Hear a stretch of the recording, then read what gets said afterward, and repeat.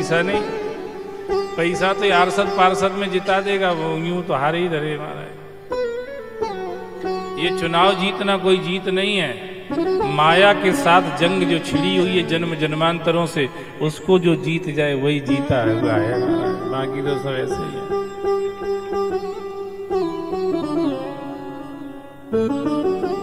भगवान ने देखा और युधिष्ठिर जी को राजगद्दी दे दी और स्वयं द्वारिका के लिए चले तो अभिमन्यु की पत्नी उत्तरा रोती हुई भगवान के सामने आई। भगवान ने रथ रोक दिया, उसने आवाज लगाई, कृष्ण कृष्ण महायोगी देव देव जगतपते न अन्य त्वद अभयम पश्य यत्र मृत्यो परस्परम। यहां सभी एक दूसरे को मारने के कारण बनते हैं, तारने वाला तुम्हारे सिवा कोई नहीं है। मेरे गर्भ में आग लगी हुई है, आप मेरे गर्भ की रक्षा करो। अगर ये गर्भ नष्ट हो गया तो पांडव वंश निर्बीज हो जाएगा, निर्मूल हो जाएगा। मैं मर जाऊं तो मुझे चिंता नहीं, पर ये धर्म वंश बचना चाहिए महाराज, धर्म वंश की हानि ना हो बस।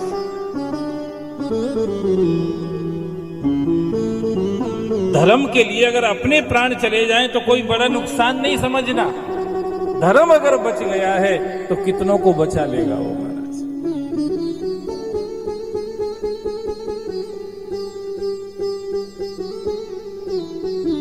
इसलिए हम लोग कहते हैं हम जिएंगे और मरेंगे वतन तेरे लिए, दिल दिया है जान भी देंगे ए वतन। ये सनातन संस्कृति सनातन धर्म मात्र ऐसा धर्म है इस संसार में जिससे संसार चल सकता है, बाकी तो सब बर्बाद करने में लगे हुए ही हैं। ये आप हम लोग सब राय दिन देखते सुनते रहते हैं। 26 निर्दोष लोगों की हत्या ये पूछ करके की गई कि तुम किस जाति के हो, कौन से धर्म के हो।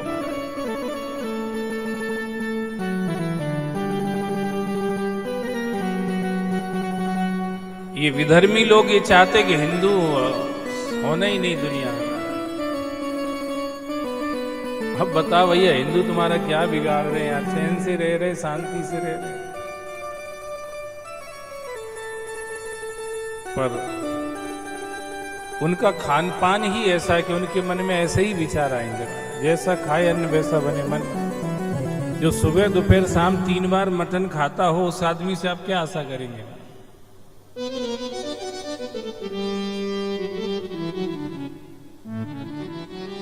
मटन वाले से दुनिया नहीं चल सकती है, दुनिया चलेगी तो मक्खन वाले से चलेगी महाराज। ये दुनिया को समझना पड़ेगा, पर दुर्भाग्य से लोग समझने को तैयार नहीं है। क्या करें, रावण भी मटन खाता था, रावण भी शराब पीता था। महिष खाए कर मदिरा पाना, महिष माने भैंसा खाता था। तो रावण से दुनिया चल रही थी क्या, बर्बाद हो रही थी, नष्ट हो रही थी, हाहाकार मचा हुआ था, त्राहिमाम मचा हुआ था, सब बर्बाद होता जा रहा था। जही जही देश धैन दुज पावे, नगर गांव पुर आग लगावे, शुभ आचरण कतऊ नहीं होई, देव विप्र गुरु मान न कोई, अस भ्रष्ट अचारा भा संसारा, धर्म सुनिए नहीं काना, तही बहु विध त्रासय देश निकासय, जो कहे वेद पुराना। अभी तो ये कथाएं आपको सुनने को मिल रही हैं। जिस दिन विधर्मियों की संख्या इस देश के अंदर ज्यादा हो जाएगी, फिर ये पंडाल आप नहीं लगा पाओगे महाराज, फिर नहीं लगने देंगे लोग। आज पश्चिम बंगाल की हालत यह है, मैडम ममता की वजह से पश्चिम बंगाल की हालत यह है कि हिंदू के घर की शादी के बर्तन भी विधर्मी आते हैं, और जब बारात इकट्ठी हो जाती तो मारधाड़ मचाते हैं, बर्तन को सब जो सामान बनता है सब बर्बाद कर देते हैं और सब लूट पाट करके चले जाते हैं। आज पश्चिम बंगाल भारत का ही एक राज्य है, आप जानते हैं ना, कलकत्ता पश्चिम बंगाल, उधर आज ये हालत हो रही है, क्योंकि ममता की ममता ही उनमें ही है महाराज।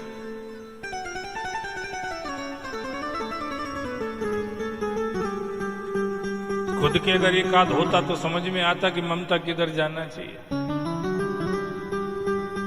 इसलिए ममता की ममता ही गलत डायरेक्शन में जा रही। उसका परिणाम यह है कि भारत देश का ये राज्य जैसी स्थिति लगभग कश्मीर की है, वैसी स्थिति पश्चिम बंगाल की है महाराज।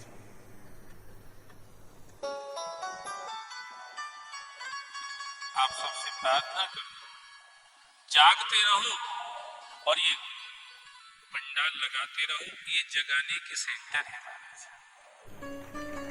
इनमें बैठ करके हम आपस में बातचीत करते हैं, ग्रंथों का आश्रय लेते हैं, धर्म का आश्रय लेते हैं, उनके रेफरेंस लेकर के हम लोग कुछ ऐसी बातें कर लेते हैं जो हमें लगता है कि हमारे जीवन के इस देश के लिए, इस सनातन के लिए, विश्व कल्याण मंगल के लिए, सर्वे भवन्तु सुखिनः के लिए कितनी जरूरत है महाराज।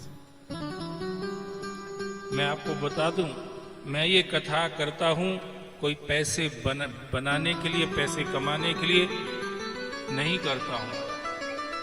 हमारे जैसे बहुत लोग हैं, मैं अकेला ही नहीं हूं, जो सिर्फ सनातन धर्म की सेवा कर रहे हैं, और ये उनको अवेयरनेस है, जानकारी है इतनी कि सनातन धर्म से ही विश्व का मंगल हो सकता है, मानवता की रक्षा हो सकती है।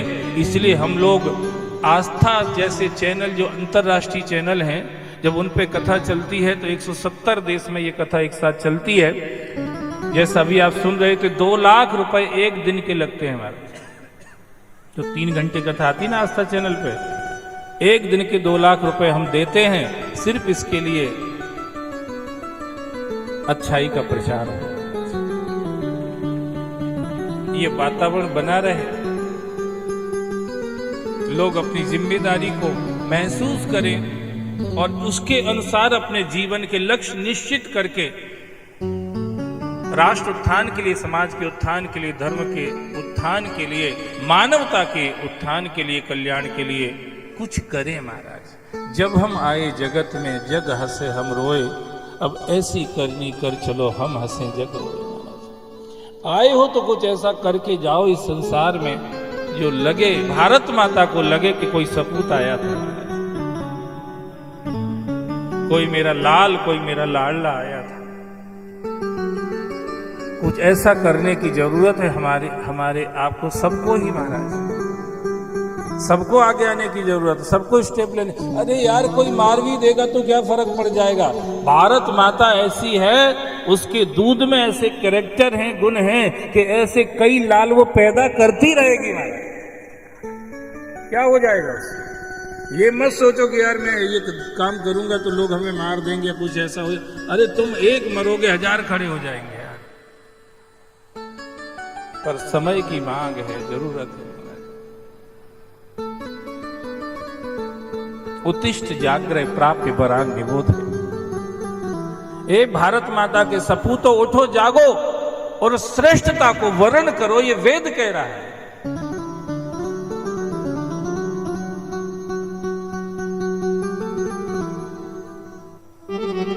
उत्तरा रो रही,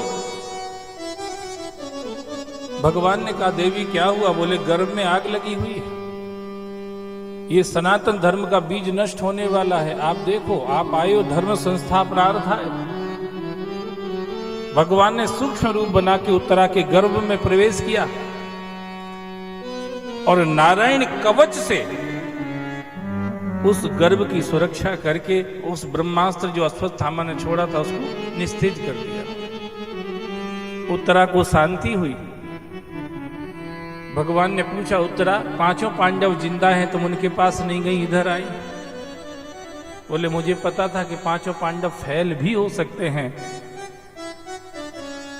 पर कृष्ण भगवान कभी फैल नहीं होगा महाराज। ऐसा क्यों कहती हो? बोले जिस समय द्रौपदी का चीर दुशासन खींच रहा था उस समय 5 पांडव वहीं बैठे थे, सांप की तरफ देख रही थी बेचारी, कि तुम्हारी पत्नी की लाश तुम्हारी आंखों के सामने भरी सभा में लुट रही है, तुम इस तरह से गर्दन नीची करके बैठे हुए हो, पर युधिष्ठिर से लेके सहदेव तक किसी ने गर्दन ऊपर नहीं करी थी। ये बात दुनिया जानती है, इसलिए मेरा पांडवों पर वो भरोसा नहीं जो परमात्मा पर है। भगवान समझ गए, उत्तरा ज्ञान से सब समझती है। संसार में काम करो, व्यवहार करो, मेहनत करो, परिश्रम करो, जितना अच्छा कर सकते हो करो, पर एक चीज याद रखना, भरोसा भगवान पे करो, लोगों पे नहीं करना। हजारों लाखों में कोई एक आध मिलेगा, वो अपन वहां तक पहुंच ही ना पाए तो फिर क्या होगा। इसलिए करो अच्छा, जिस सबके लिए अच्छा करो, पर खुद के लिए भरोसा अगर करना है तो भगवान पे करो।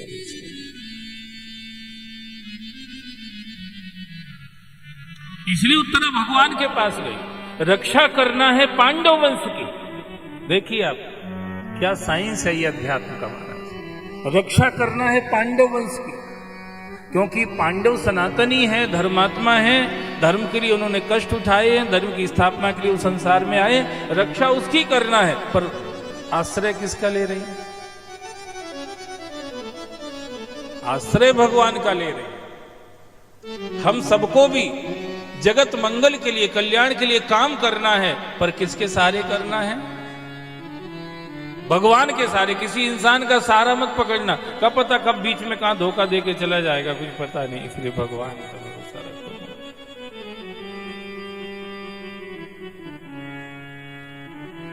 आगे बढ़े, कुंती बुआ रो रही खड़ी खड़ी।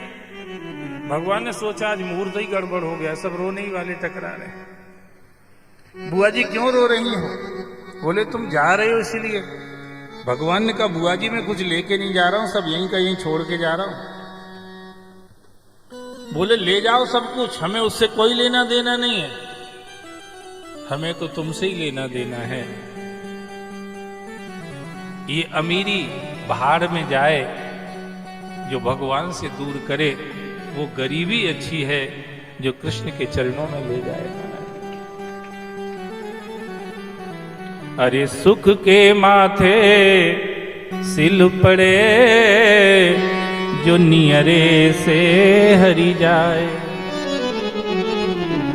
बलिहारी वा दुख की, जो पुन पुन श्याम मिलाए।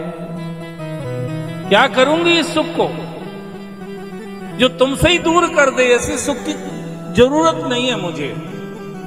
मुझे तो वही दुख दे दो जिससे तुम द्वारका से दौड़ दौड़ के बार बार हस्तिनापुर आते रहे। ये सुख नहीं चाहिए जो तुम छोड़ के जा रहे हो।